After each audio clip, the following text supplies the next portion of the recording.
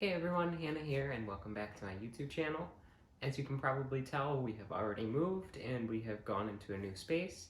I really enjoy this space because it has a lot of natural light, and I think that will do very well with all of the shots for this YouTube channel. Off the top, I just want to say that I am by no means a financial expert, and I do not have many years worth of experience in the stock market to draw from.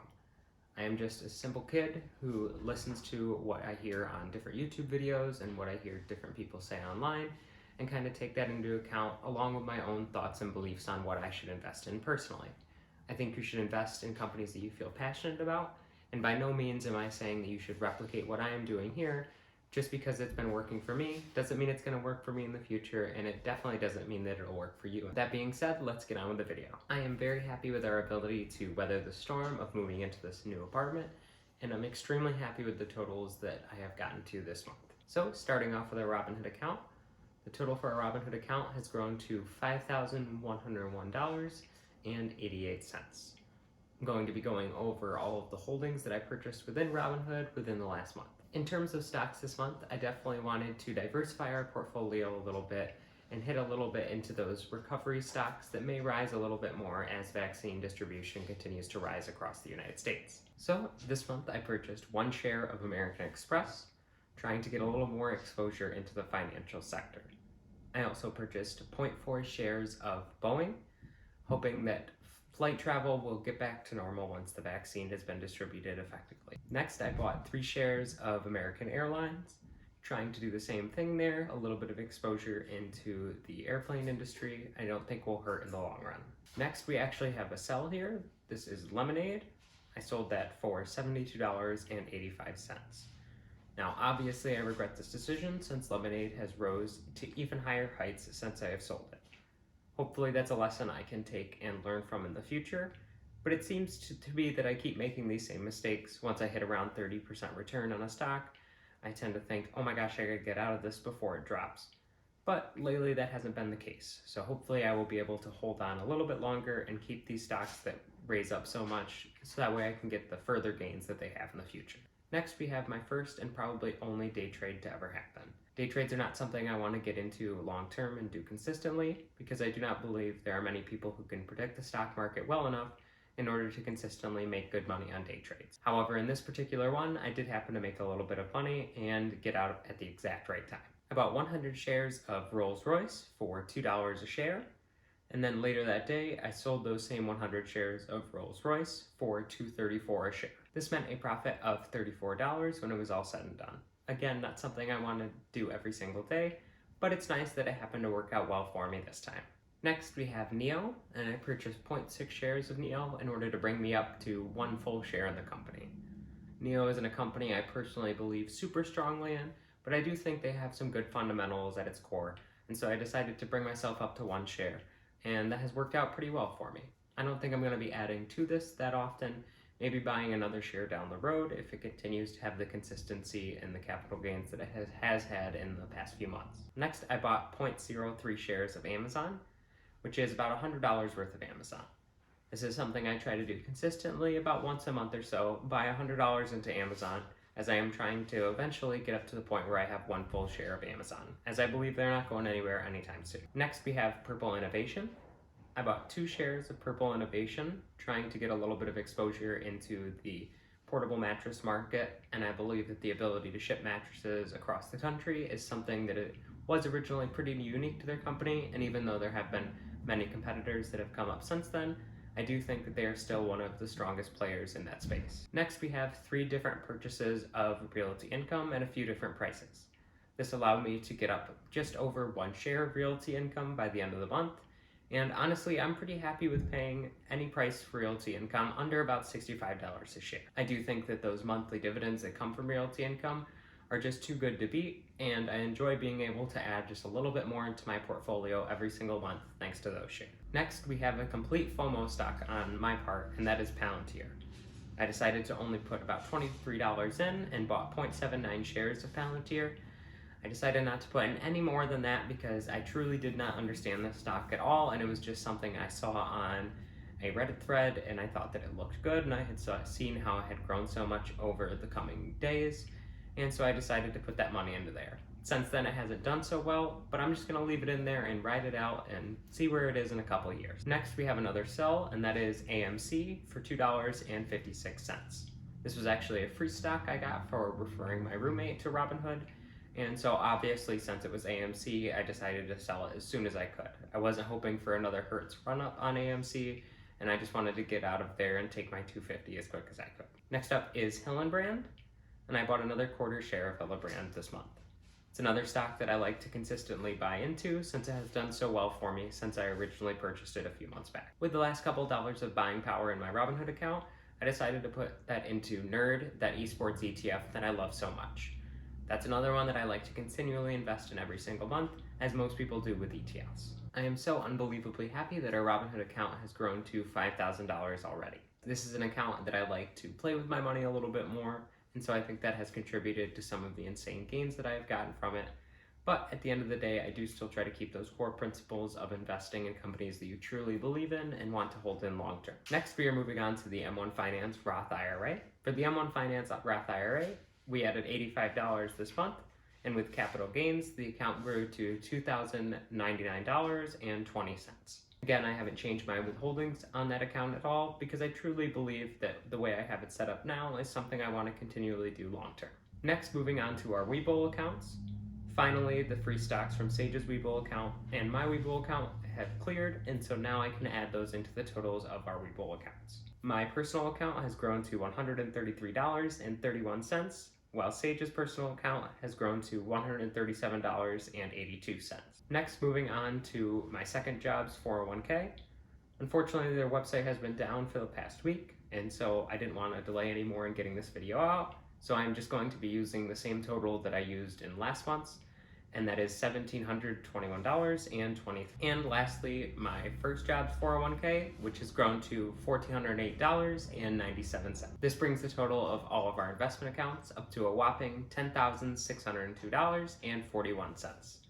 I am so happy to hit that $10,000 milestone, and I can't wait to hit the next one of $20,000 down the road. It has been so exciting to watch my investments grow every single month, and even more exciting to share all those investments with all of you every single month. So now we are going to be moving over to YNAB, and I will be going over our budget for the last month. Hey everyone, and welcome to the YNAB portion of this video. Hopefully this new microphone sounds a little bit better, so that way there's a little bit less static going on in the background at all times. So starting off here with car payment and car insurance, you can see that the car payment, we ended up budgeting out enough for it 2 times. This is something I try to do every year during the winter, just because due to our car payment being through a credit union that is a little bit harder to transfer money into, we actually have to physically go there in order to pay the car payment. And so I try to budget out enough to be able to pay a couple months ahead during the winter time, so that way in case there is some snow that is coming down, we don't have to worry about driving all the way to the credit union in order to pay the bill. Then you can see our car insurance category here, a pretty high amount on here. This is due to our new car insurance policy that just started. We actually ended up switching providers, and that did save us quite a bit of money, but that meant that we would need to pay for it a new policy. So we started paying for most of it as much as we could at this point, and then everything else we'll try to tackle within the next couple of months. Just trying to get it paid as soon as possible so I don't have to worry about it moving forward. So moving on to our retirement investments categories, the $85 aforementioned into my Roth IRA, and then we started a new line for Sage's Roth IRA. Unfortunately, with M1 Finance, you do have to wait until you have $500 as an initial deposit in order to open up a Roth IRA.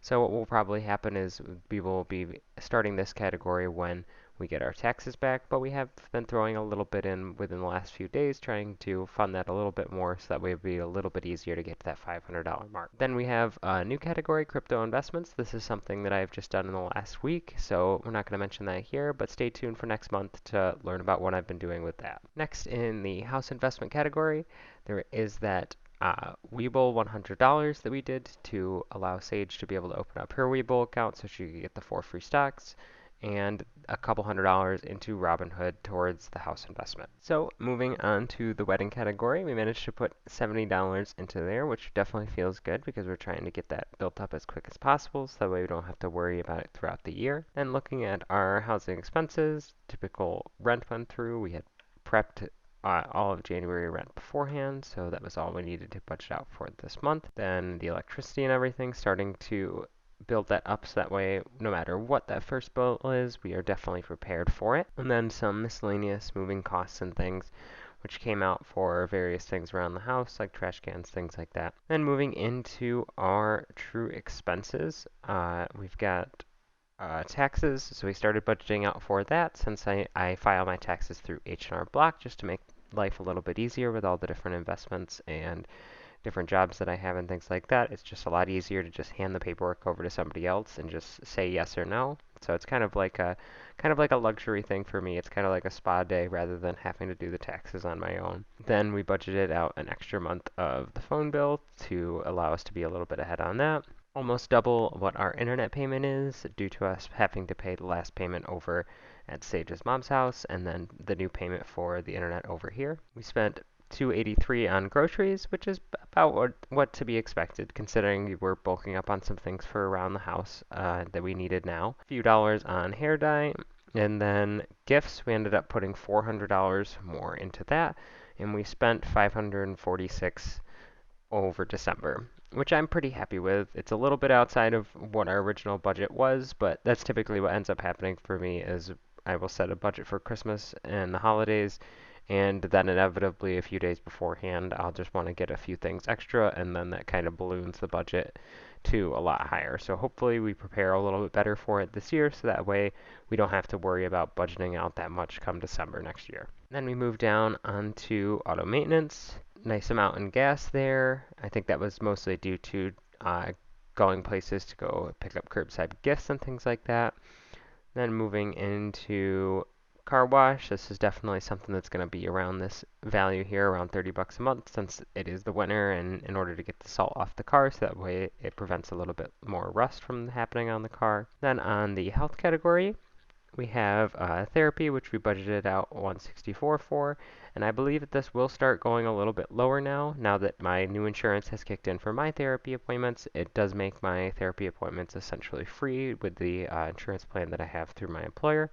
So we will just be budgeting Sage's therapy appointments through there. Then a little bit into health and a little bit extra into dental as well. Credit card payments, again, staying roughly the same since these are all just a holding account for all of the things that were in our true expenses up at the top. Then we put some money into the reserve and buffer, and I'm pretty happy with these totals here. I try to make sure that we don't go over like $60 or so in the reserve and buffer, so that way we keep track of everything that's coming through, but if it's something small, we can kind of just take a few dollars out of there and not really worry about it. Then subscriptions, everything there has pretty much stayed the same. I restarted my Filmstock subscription since I realized that I needed it long term because I couldn't just download the assets, so it's just something I'm just going to have to deal with every single month. Then moving into our wish farm, we definitely switched that up a little bit here. We put in a kitty hammock so that way the cats could have somewhere to sit and on next to the window. And that will probably be a few months before that gets funded, but I'm sure the cats will enjoy it all the same whenever it does come.